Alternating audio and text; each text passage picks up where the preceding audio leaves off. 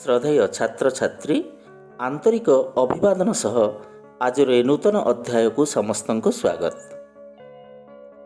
ସୃଷ୍ଟିରେ ଯଦିଓ କିଛି ଚିରନ୍ତନ, ତେବେ ତାହା ମୃତ୍ୟୁ ନିଶ୍ଚୟ। ଅଥଚ ତାର ଉପସ୍ଥିତି ଏତେ ବିଭତ୍ସ ଓ ଭୟଙ୍କର କାହିଁକି? କାହିଁକି ମଣିଷ ଜାଣିପାରୁନି ନିଜର ଅସ୍ତିତ୍ୱ ଓ ବୁଝିପାରୁନି ସୃଷ୍ଟିର ଚରମ ସତ୍ୟକୁ? ସତରେ କ'ଣ ବୁଝି ହୁଏ? ସମସ୍ତଙ୍କ ହୃଦୟରେ ସବୁ ସମୟରେ ଜଳୁଥିବା ସେହି ପବିତ୍ର ଅଗ୍ନିର ସ୍ଫୁଲିଙ୍ଗକୁ କିନ୍ତୁ ସମସ୍ତେ ବୁଝିପାରନ୍ତିନି। ଯେଉଁ ସଚେତନ ଆତ୍ମା ସମୂହ ଏହା ଉପଲବ୍ଧି କରନ୍ତି, ସେଇମାନେ ବୁଝିପାରନ୍ତି ଅନ୍ୟମାନଙ୍କ ପାଇଁ ଆପଣା ଜୀବନର ମହତ୍ତ୍ୱ। କିଛି ଦିନର ଆୟୁଷକୁ ପାଥେୟ କରି ବାଟ ଚାଲିବା ପରେ ଆମ ପାର୍ଥିବ ଶରୀରର ବିଲୟ ଘଟେ।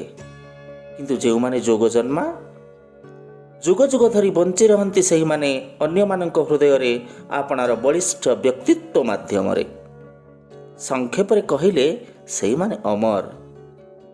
ସେହିଭଳି ଜଣେ ସିଦ୍ଧ ସାଧକ ଯୋଗଜନ୍ମା ମହାପୁରୁଷ କଥାକାର ମନୋଜ ଦାସ ଆଜି ବି ସେ ଚଳଚଞ୍ଚଳ।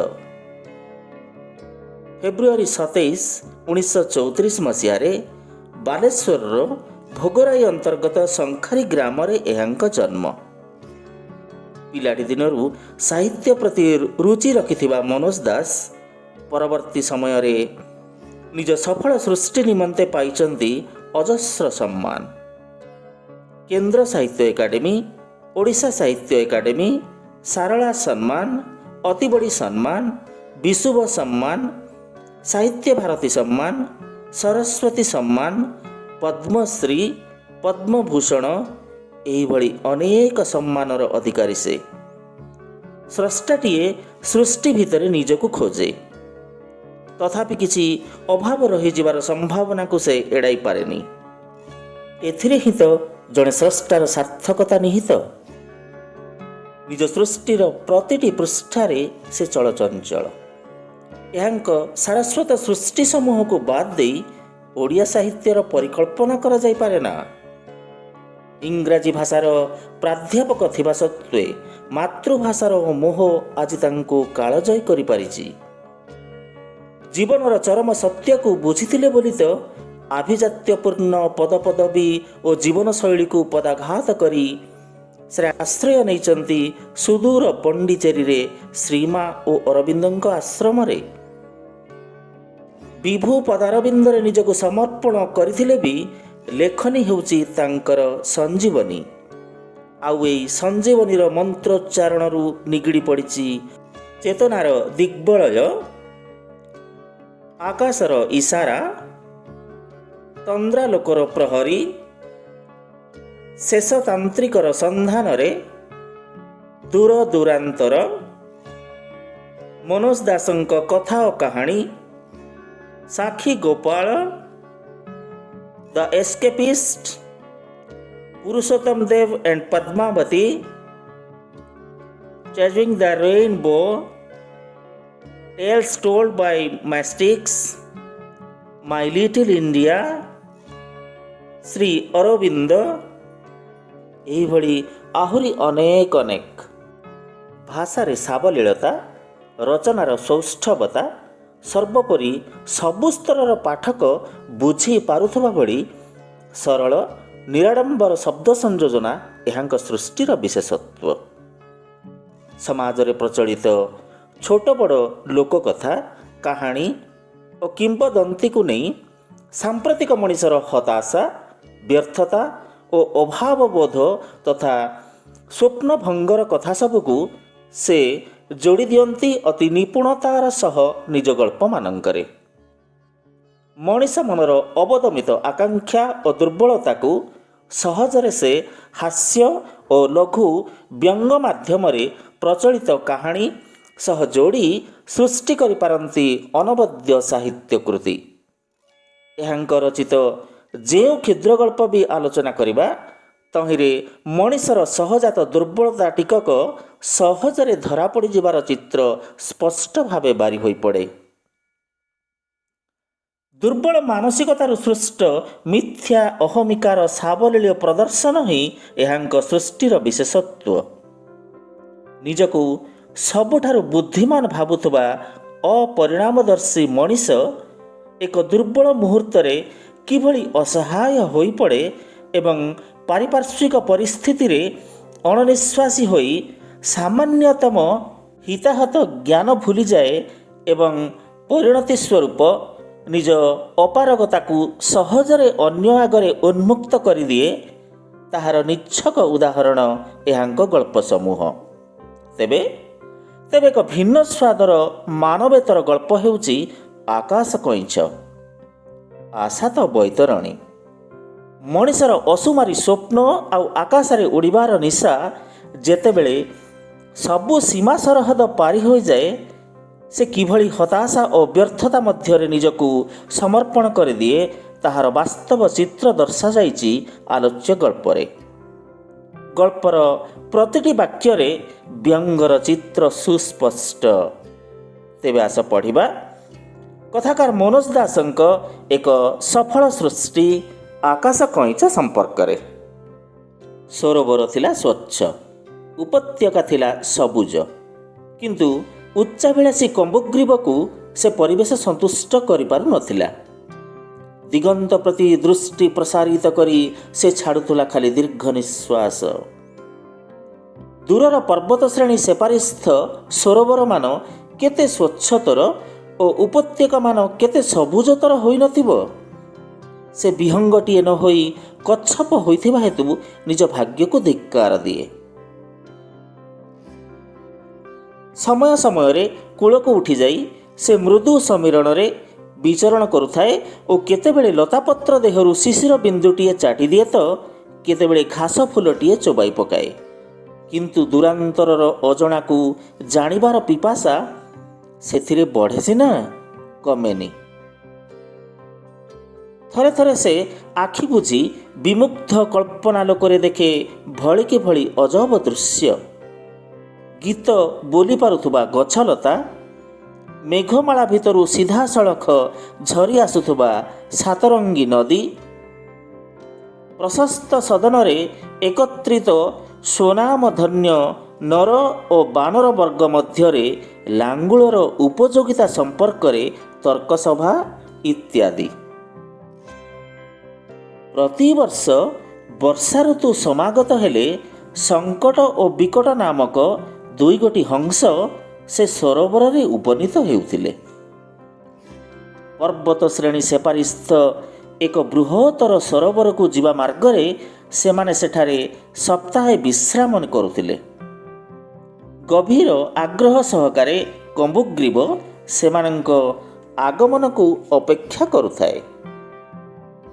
ହଂସ ଯୁଗଳ କଚ୍ଛପର ଅନୁସନ୍ଧିତ୍ସା ସମ୍ପର୍କରେ ଅବହିତ ଥିଲେ, ତେଣୁ ଦୂର ଦୂରାନ୍ତରର କାହାଣୀ ଶୁଣାଇ ତାର ମନୋରଞ୍ଜନ କରିବା ନିମନ୍ତେ ସେମାନେ ଦୈନିକ ଘଣ୍ଟାଏ 2 ଘଣ୍ଟା ସମୟ ଦେବାରେ କାର୍ପଣ୍ୟ କରୁନଥିଲେ। ସେମାନଙ୍କ ଭିତରେ ବନ୍ଧୁତା ଯଥେଷ୍ଟ ଦୃଢ଼ୀଭୂତ ହେଲା ପରେ ହିଁ ଦିନେ କମ୍ବୁଗ୍ରୀବ ସେମାନଙ୍କ ସହିତ ପର୍ବତ ଶ୍ରେଣୀ ସେପାରିସ୍ଥ ସରୋବରକୁ ଯିବାର ଇଚ୍ଛା ପ୍ରକଟ କଲା।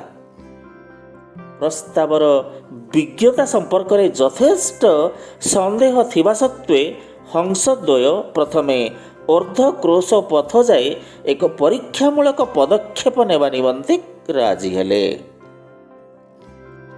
ବିକଟ ଓ ସଙ୍କଟ କାମୁଡ଼ି ଧରିଲେ ଖଣ୍ଡିଏ କାଠିର 2 ପ୍ରାନ୍ତ। କାଠିର ମଧ୍ୟଭାଗକୁ କାମୁଡ଼ି ଧରିଲା କମ୍ବୁଗ୍ରୀବ। ତାପରେ ସେମାନେ ଶୂନ୍ୟକୁ ଉଠିଲେ।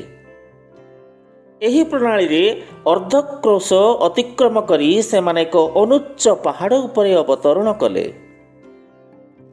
ପରୀକ୍ଷା ସଫଳ, ମୃଦୁ ହାସ୍ୟ ସହକାରେ ବ୍ୟକ୍ତ କଲା ବିକଟ।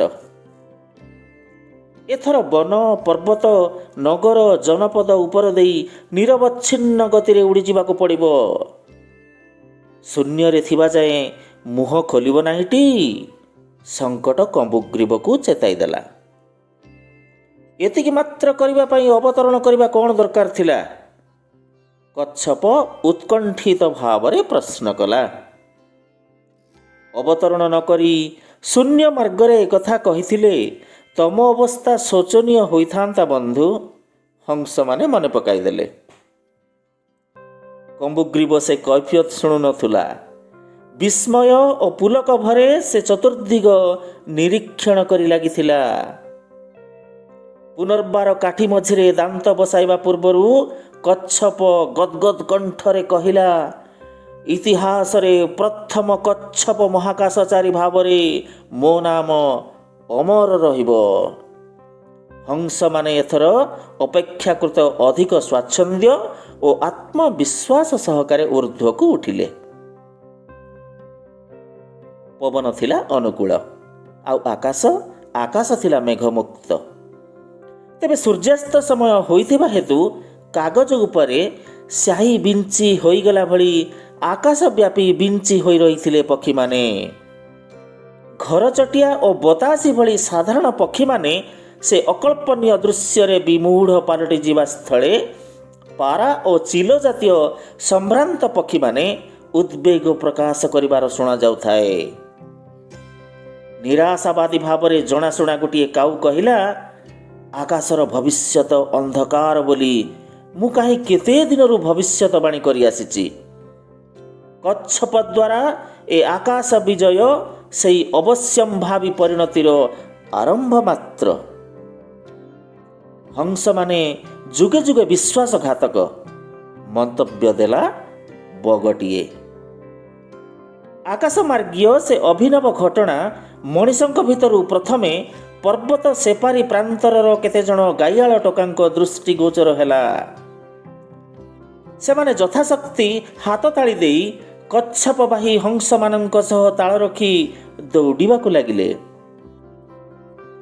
କମ୍ବୁଗ୍ରୀବ ଅସୁବିଧା ସତ୍ତ୍ୱେ ଆଖି ପିତଳା ତଳକୁ ବୁଲାଇ ସେ ଦୃଶ୍ୟ ଦେଖିପାରିଲା। ନଈ ତୀର ଯାଇ ଆସି ଯେତେବେଳେ ଟୋକାମାନେ ଅଟକି ଯିବାକୁ ବାଧ୍ୟ ହେଲେ, ସେତେବେଳେ ସେ ସ୍ୱୟଂ ହାତ ତାଳି ଦେବାର ପ୍ରେରଣା ଅନୁଭବ କଲା। କିନ୍ତୁ ହାତ ବା ଗୋଡ଼ ଅତ୍ୟନ୍ତ କ୍ଷୁଦ୍ରାକୃତି ହୋଇଥିବାରୁ ପରସ୍ପର ଭେଟି ପାରିଲେ ନାହିଁ। କମ୍ବୁଗ୍ରୀବର ଓଜନ ଯୋଗୁଁ ହଂସମାନେ ବେଶୀ ଉଠି ପାରୁନଥିଲେ। ତଳେ ନଦୀ ବକ୍ଷରେ ଜଣେ ବୃଦ୍ଧ ଏକ ତରୁଣୀ ଭାର୍ଯ୍ୟା ସଂଗ୍ରହ କରି ନୌକାରେ ଫେରୁଥିଲେ। କନ୍ୟା ଦୀର୍ଘ ଓଢ଼ଣାରେ ମୁହଁ ଆବୃତ କରି ବସିଥିଲା। କିନ୍ତୁ ଆକାଶରେ ଘଟୁଥିବା ଅଭାବନୀୟ ଘଟଣା ବିଷୟରେ ସହଯାତ୍ରୀମାନେ ବିସ୍ମୟସୂଚକ ପାଟିଗୋଳ କରିବାର ଶୁଣିବା ମାତ୍ରେ ସେ କ୍ଷିପ୍ର ଗତିରେ ଓଢ଼ଣା ଅପସାରଣ କରି ସ୍ୱାମୀକୁ ନିଜ କୋମଳ କହୁଣୀର ପ୍ରଥମ ସ୍ୱାଦ ଚଖାଇ କହିଲା, ଏଇଟି ମୋତେ ସେଇଠି ଆଣିଦିଅ। ବୃଦ୍ଧ ମୁକୁଟ ସହ ଉଠି ଠିଆ ହୋଇପଡ଼ିଲେ ଓ ଭାରସାମ୍ୟ ହରାଇ ପଡ଼ିଗଲେ। ବୁଦ୍ଧୁ କହି ଆସୁଥିଲା କମ୍ବୁଗ୍ରୀବ, କିନ୍ତୁ ଉଦ୍ଗତ ଶବ୍ଦଟି ସେ ଗଳାର୍ଦ୍ଧକରଣ କରିଦେଲା। ଅସ୍ତମାନ ସୂର୍ଯ୍ୟର ରଶ୍ମିଜାଳ ହଂସୋଦୟଙ୍କ ଚଞ୍ଚଳ ପକ୍ଷ ଓ କଚ୍ଛପର ମସୃଣ ପୃଷ୍ଠଦେଶରେ ସୁନାର ଧୂଳି ମଖାଇ ଦେଇଥାଏ।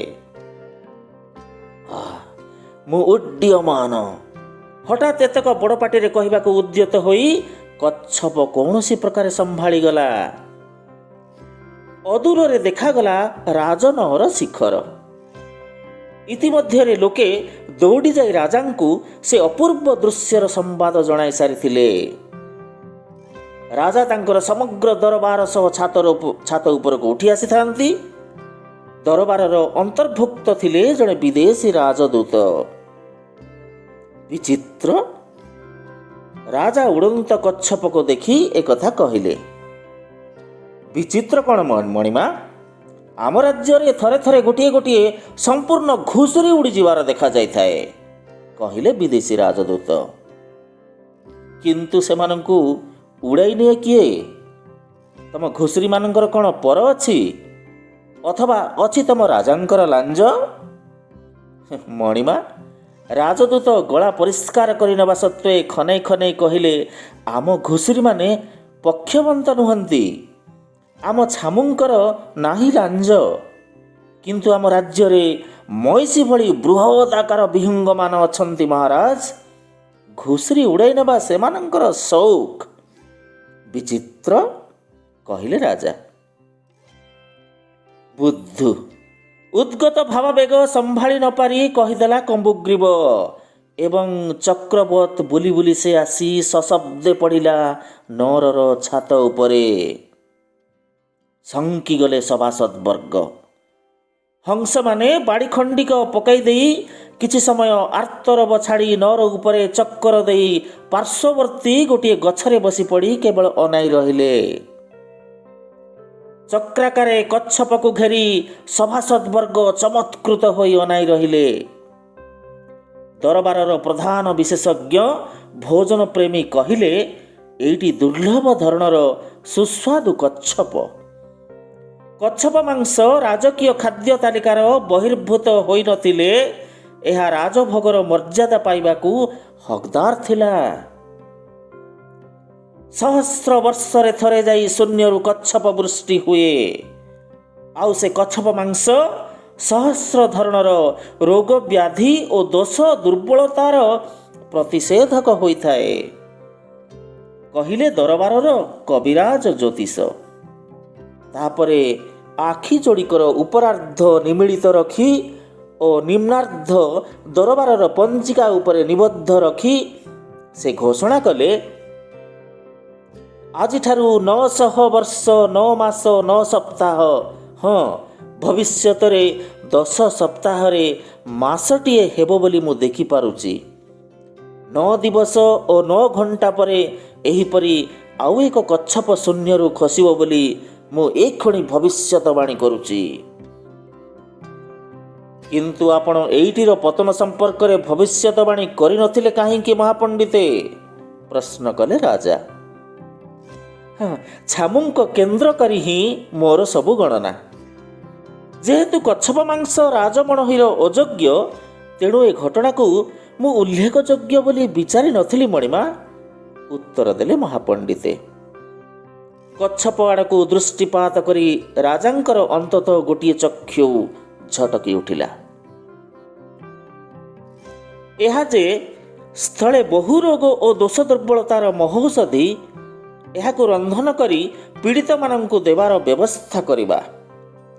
ଏକଥା କହି ରାଜା ମୁଖ୍ୟ ପାଚକକୁ ସେଇଠି ନେଇଯାଇ ତତ୍କ୍ଷଣାତ୍ ରାନ୍ଧିବାକୁ ନିର୍ଦ୍ଦେଶ ଦେଲେ। ଯଦିଓ ଛାମୁଙ୍କ ଭଳି ମୁଁ ବି ଛାର କଚ୍ଛପ ମାଂସ ଖାଇବାକୁ ପସନ୍ଦ କରେ ନାହିଁ, କିନ୍ତୁ ଏଇଟିରୁ ବରଂ ଫାଳେ ଖାଇବି।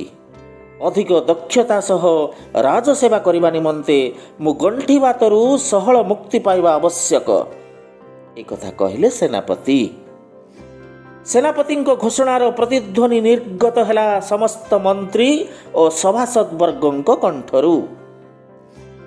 ସମସ୍ତେ ଅଧିକ ଦକ୍ଷ ରାଜସେବା ନିମନ୍ତେ କଚ୍ଛପର କିୟଦଂଶମାନ ଭକ୍ଷଣ କରି କୌଣସି ନା କୌଣସି ରୋଗରୁ ମୁକ୍ତି ପାଇଁ ଆଗ୍ରହୀ ଥିଲେ। ଆମ ଦୁହି ମହାନ ଦେଶ ମଧ୍ୟରେ ମୈତ୍ରୀ ଗାଢ଼ତର କରିବାର ଆବଶ୍ୟକତା ଦୃଷ୍ଟିରୁ ମୁଁ ମଧ୍ୟ କିଞ୍ଚିତ୍ କଚ୍ଛପ ମାଂସ ଭକ୍ଷଣ ପାଇଁ ପ୍ରସ୍ତୁତ, ଘୋଷଣା କଲେ ବିଦେଶୀ ରାଜଦୂତ। ଇତିମଧ୍ୟରେ ରାଜାଙ୍କ ନିମନ୍ତେ ଚଳନ୍ତି ସିଂହାସନଟିଏ ଛାତ ଉପରକୁ ଅଣା ସରିଥିଲା। ସେ ତହିଁରେ ଉପବେଶନ କରନ୍ତେ ଅନ୍ୟମାନେ ତଳେ ବସିଗଲେ। ଯାହାର ସର୍ବାଧିକ ପ୍ରୟୋଜନ କଚ୍ଛପ ମାଂସ ତାଙ୍କୁ ହିଁ ମିଳିବ, ସେ କଥା ଆମ୍ଭେ ଦେଖିବୁ। କିନ୍ତୁ ଜୀବ ଶୂନ୍ୟରୁ ଖସିଲା ବେଳେ କିଛି ଗୋଟେ କହିବାର ଆମ୍ଭେ ଶୁଣିଲୁ, ସେଇଟି କ'ଣ?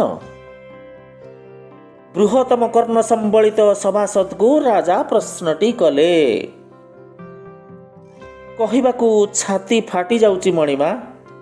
ସଭାସଦ ତାଙ୍କର ଅନୁକରଣୀୟ ଲମ୍ବ କର୍ଣ୍ଣ ଯୁଗଳ ଆଉଁସି କହିଲେ, ଜୀବଟି ବୁଦ୍ଧୁ ବୋଲି ଉଚ୍ଚାରଣ କରିଥିଲା ମଣିମା। ବିଚିତ୍ର, କିନ୍ତୁ କାହାକୁ ଉଦ୍ଦେଶ୍ୟ କରି ସେ ସେଭଳି ସମ୍ବୋଧନ କରିଥାଇପାରେ? ଆମ ଭିତରେ ପୁଣି ବୁଦ୍ଧୁ କିଏ? ରାଜା ବିସ୍ମୟ ପ୍ରକାଶ କଲେ। ଗମ୍ଭୀର ମୌନତା ଭିତରେ ସଭାସଦବର୍ଗ ପରସ୍ପର ପ୍ରତି ଘନ ଘନ ଦୃକ୍ପାତ କରିବାକୁ ଲାଗିଲେ। ବୁଦ୍ଧୁ ସ୍ୱୟଂ ମାନି ନଗଲେ ଆମ୍ଭଙ୍କୁ ବାତିଲ ରୀତି ଦ୍ୱାରା ତାକୁ ଆବିଷ୍କାର କରିବାକୁ ହେବ, ଏକଥା କହି ରାଜା ଅପେକ୍ଷା କଲେ। ନୀରବତା ସେପରିକି ଘନତର ହୋଇ ଉଠିଲା। ଆମ ସମ୍ମାନିତ ଅତିଥି ବିଦେଶୀ ରାଜଦୂତ ମହୋଦୟ ତାଙ୍କ କୂଟନୈତିକ ବୈଶିଷ୍ଟ୍ୟ ଦୃଷ୍ଟିରୁ ବୁଦ୍ଧୁ ପଦବାଚ୍ୟ ହୋଇନପାରନ୍ତି। ରାଜା କହିଲେ, ମଣିମା। ରାଜଦୂତ ଉଚିତ ଲଜ୍ଜା ସହକାରେ ମୁଣ୍ଡ ହଲାଇ ରାଜାଙ୍କ ବକ୍ତବ୍ୟ ପ୍ରତି ସମର୍ଥନ ଜଣାଇଲେ। ଆମ ମନ୍ତ୍ରୀମାନେ ହୁଏତ ମନ୍ତ୍ରୀ ନହେଲେ ବୁଦ୍ଧୁ, ସେମାନେ ଏକାଧାରରେ ଉଭୟ ତ ହୋଇନପାରନ୍ତି। ଠିକ୍ ମଣିମା, ଆମ୍ଭେମାନେ ମନ୍ତ୍ରୀ କେବଳ ମାତ୍ର। ଆଶ୍ୱସ୍ତ ସ୍ମିତ ହସମାନ ଫୁଟାଇ ମନ୍ତ୍ରୀବର୍ଗ କହିଲେ। ଆଉ ଆମ ସେନାପତି, ଯିଏକି ସର୍ବ ସମକ୍ଷରେ ଏପରିକି ଜଣେ ବିଦେଶୀ ଦୂତଙ୍କ ଉପସ୍ଥିତି ସତ୍ତ୍ୱେ ନିଜ ଗଣ୍ଠି ବାତର ରହସ୍ୟ ପ୍ରକାଶ କରିଦେଲେ, ସେ ନିଶ୍ଚୟ ତାଙ୍କ ଚେହେରାରୁ ଯେତିକି ଜଣାପଡ଼େ ତା ତୁଳନାରେ ଅଧିକ ବିଜ୍ଞ। ସେନାପତି ବିକଳ ହସଟିଏ ହସି ସମସ୍ତଙ୍କ ମୁହଁକୁ କେବଳ ଅନାଇଲେ। କ୍ରମେ ଏହିପରି ବାତିଲ ରୀତିରେ ଜଣ ଜଣ ହୋଇ ସମସ୍ତ ସଭାସଦ ବୁଦ୍ଧୁ ହୋଇଥିବାର ସମ୍ଭାବନାରୁ ମୁକ୍ତ ହେଲେ। ଯେତେବେଳେ ଶେଷ ଆଶ୍ୱାସନାର ଦୀର୍ଘଶ୍ୱାସ ଶୁଣାଗଲା, ସେତେବେଳେ ରାଜା ହଠାତ୍ କାନ୍ଦି ଉଠି କହିଲେ, ବାକି ରହିଲି ମୁଁ, ଅର୍ଥାତ୍ ମୁଁ ହିଁ ବୁଦ୍ଧୁ। ସମସ୍ତ ସଭାସଦ କାନ୍ଦି ଉଠିଲେ। କିନ୍ତୁ ରାଜାଟିଏ ବୁଦ୍ଧୁ ହେଲେ ଚଳିବ କି? ଆବଶ୍ୟକ ହେଲେ ରାଜ ପରିବାରର ପବିତ୍ର ପରମ୍ପରା ଭଙ୍ଗ କରି ଏହି ଅସାଧାରଣ କଚ୍ଛପଟି, ସମ୍ଭବ ହେଲେ ସମଗ୍ର କଚ୍ଛପଟି ଖାଇଦେଇ ମୁଁ ବୁଦ୍ଧୁ ବ୍ୟାଧିରୁ ମୁକ୍ତ ହେବା ଜରୁରୀ ନୁହେଁ କି? ରାଜା ଏହା କହିସାରି ରନ୍ଧା କଚ୍ଛପ ହସ୍ତେ ସଦ୍ୟ ପହଞ୍ଚିଥିବା ପାଚକକୁ ଇଙ୍ଗିତ ଦିଅନ୍ତେ ପାଚକର ସହକାରୀ ନିଜ ହାତ ପାନ୍ତରେ ଥିବା ମନ୍ତ୍ରୀଟିର ପଗଡ଼ି ଓଟାରି ଆଣି ରାଜାଙ୍କ କୋଳରେ ବିଛାଇ ଦେଲା ଓ ପାଚକ ତହିଁ ଉପରେ ସପାତ୍ର କଚ୍ଛପ ଥୋଇଦେଲା। ସଭାସଦବର୍ଗଙ୍କ କାନ୍ଦ ଅବ୍ୟାହତ ଥାଉ ଥାଉ ରାଜା ଗଭୀର ମନୋଯୋଗ ସହକାରେ ପାତ୍ରଟି ଖାଲି କରିଦେଲେ। ଚୁପ୍ କର। ରାଜାଙ୍କ ଧମକ ବୁଲଡୋଜର ଭଳି ସଭାସଦମାନଙ୍କ କୋହ କାନ୍ଦଣାକୁ ମାଡ଼ି ମକଚି ନିସ୍ତବ୍ଧ କରିଦେଲା। ତତ୍ପରେ ନିଶ ପୋଛି ରାଜା ରାଜଦୂତଟି ଉପରେ ଦୃଷ୍ଟି ନିବଦ୍ଧ କରି କହିଲେ, ଶୁଣ ଦୂତ ମହୋଦୟ, ମାସଟିଏ ସମୟ ଦେଲି। ତମ ରାଜ୍ୟରେ ସୁଲଭ ଥିବା ମଇଁଷି ଆକାରର ବିହଙ୍ଗରୁ ହଳେ ନେଇକି ଆସିବ। ନହେଲେ ତମ ରାଜ୍ୟ ଆମର ଏକ ତାଲକରେ ପରିଣତ ହୋଇଯିବ। ଦୀର୍ଘକାଳ ହେବ ଆମ୍ଭେ କୌଣସି ମହତ୍ କାର୍ଯ୍ୟରେ ହାତ ଦେଇନାହୁଁ। ଫଳରେ ଆମ ସୈନିକମାନେ ମୋଟା ହୋଇଯାଇଛନ୍ତି, ଆଉ ସେନାପତି ଗଣ୍ଠିବାତ ଭୋଗୁଛନ୍ତି। ଯୁଦ୍ଧଟିଏ ଅଭାବରୁ ଏ ଦୁର୍ଦ୍ଦଶା ସିନା।